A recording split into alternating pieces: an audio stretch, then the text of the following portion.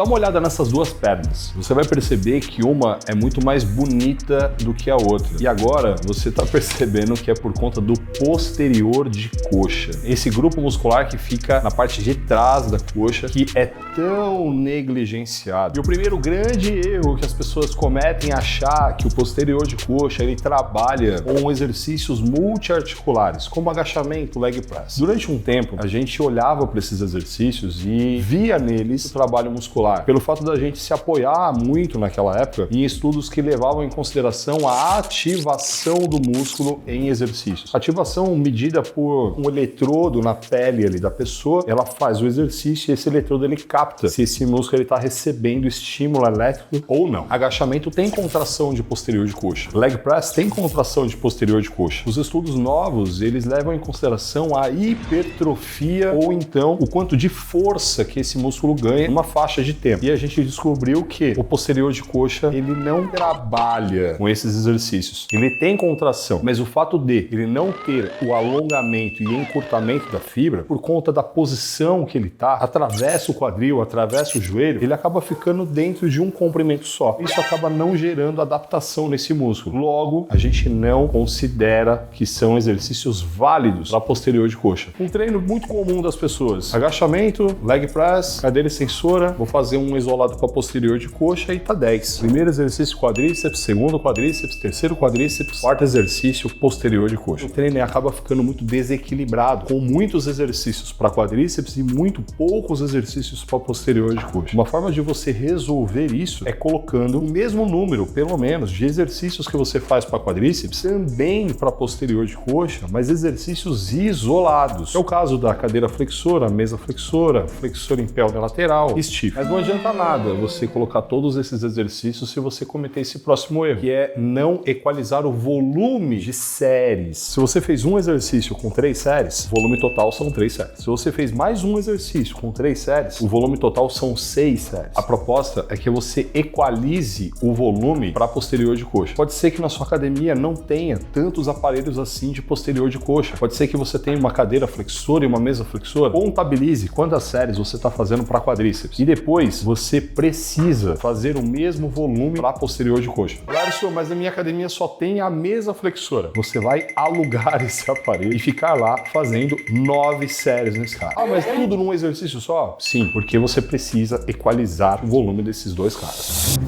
O terceiro, eu sinto muito te informar, mas te ensinaram errado. É o fato de deixar para treinar o posterior de coxa no final do treino. É extremamente comum isso. Eu tenho mais de 20 anos de sala de musculação. Raríssimas vezes eu vi o contrário. O problema aqui é, o músculo que é treinado no início do treino, ele desenvolve mais. A ciência bate nisso de forma muito clara. E se você parar um pouquinho para pensar, você vai ver que faz sentido. Depois que você faz agachamento, leg press, você já está exausto. Aí você ainda vai fazer cadeira extensora. Ou seja, o resto de energia que tinha foi ali. O que sobrou para fazer o posterior de coxa? Nada! Eu já fiz vários treinos de quadríceps que ele tinha somente agachamento e extensora, porque eu não conseguia fazer mais nada. O dispêndio de energia é tão grande no agachamento, vai ficar muito pouco para depois ou quase nada mesmo. O que você vai fazer para resolver esse problema? Inverter às vezes. Você pode continuar fazendo treinos que você começa com agachamento, leg, mas no outro treino, no treino seguinte, você vai começar com posterior de coxa e você vai se assustar com o quanto de força você tem nesses músculos e você não percebia, porque nos treinos convencionais você chega nele já muito cansado. Faça isso urgente. Preguiça. Esse próximo tópico agora, ele vai impactar absurdamente na hipertrofia do seu posterior de coxa. Eu vou falar da intensidade. Para você conseguir desenvolver um músculo, você precisa treinar ele com uma intensidade alta. Eu não estou falando para você morrer no treino, mas para você exigir o máximo possível desse músculo. Guarde essa informação que eu vou te passar agora. O seu músculo, ele é exatamente do tamanho e tem exatamente a força correspondente à exigência que ele recebe. Se você exige pouco do seu músculo, ele vai ficar menor e mais fraco. Se você exige muito dele, ele vai ficar maior e mais forte. Se quer desenvolver mais esse músculo para sua perna ficar mais bonita e você não ter problemas com o joelho, você precisa trabalhar com uma intensidade alta. O posterior de coxa, ele é um pouco mais delicado complicado mesmo de trabalhar, porque não é um músculo que dá para sair tacando peso e fazendo força de qualquer jeito, igual o quadríceps, por exemplo. Mas é super importante, você vai precisar ter um pouco mais de estratégia, um pouco mais domínio dos exercícios, da técnica, para conseguir treinar ele com eficácia.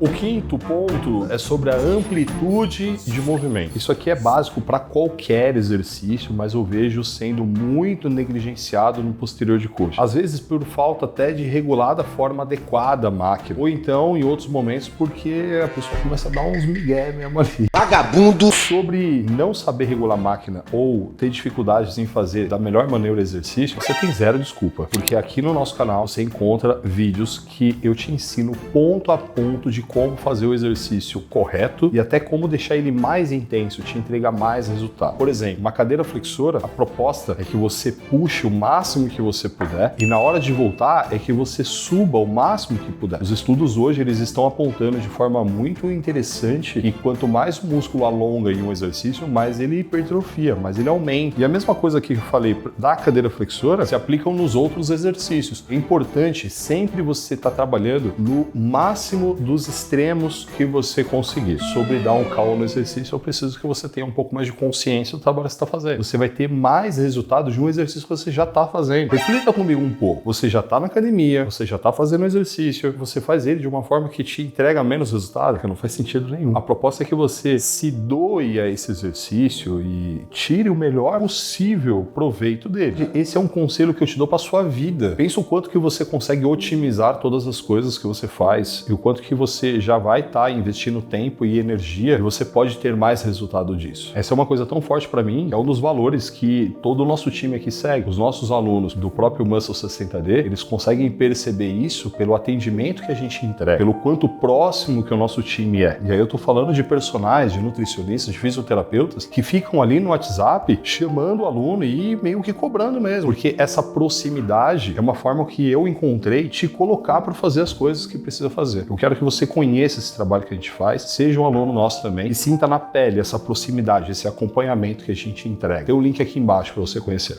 O sexto ponto que vai te ajudar muito a crescer o posterior de coxa é dividir o treino. Eu te falei que eu já tive treinos, eu fiz só agachamento e cadeira extensora, porque eu não conseguia fazer mais nada. Eu não fiz posterior nesse dia. Vagabundo! Eu vou falar pra ti como que o meu treino tá hoje. Eu tenho um treino que é só pra quadríceps e eu tenho um outro treino que é só pra posterior de coxa e panturrilha. Dependendo do quanto avançado você tiver, é importante fazer essa divisão.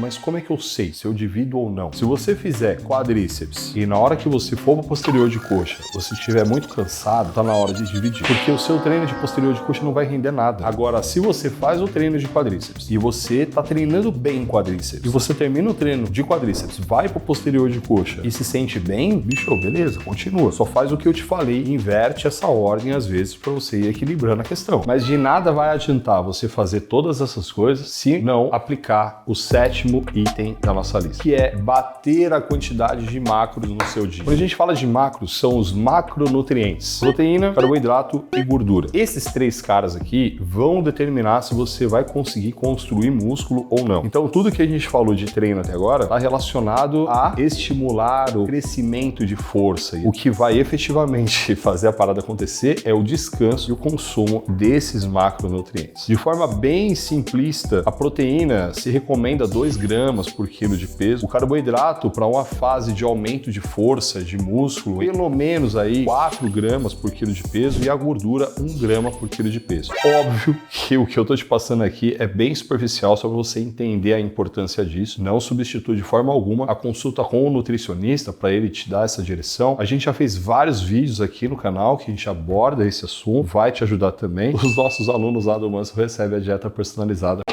O oitavo item da lista é especificamente uma ficha de treino para o seu posterior de coxa. A gente viu aí que existem vários exercícios. Eu preciso que você tenha na sua academia uma cadeira flexora, uma flexora deitada e uma flexora em pé unilateral. Eu sei que esse terceiro muitas academias não têm, mas a gente tem uma solução para isso. Imagina que você chegou na academia e você vai treinar o seu posterior de coxa. Eu preciso que você faça pelo menos uns 5 ou 10 minutos de uma bike. É para você aquecer bem a musculatura, mandar sangue para essa região já. Não, Lércio, eu tô vindo já do treino de quadríceps. Então beleza, você já pode ir direto. Sempre o primeiro primeiro exercício, ele vai funcionar como um aquecimento. Por mais que você já tenha feito quadríceps, o seu joelho já está bem aquecido por conta dos movimentos, eu vejo que é importante você fazer pelo menos 1 a 2 séries com cargas mais leves no primeiro exercício. Primeira série, uns 30% da sua carga normal, a segunda série, uns 50%, e aí depois você vai começar a série propriamente dita. Primeiro exercício, você vai fazer a flexora em pé unilateral. O fato de ser unilateral, a gente tem relevância científica para dizer que estimula-se mais o músculo. O cérebro, ele conecta de forma mais intensa a musculatura. Então, a gente vai ter mais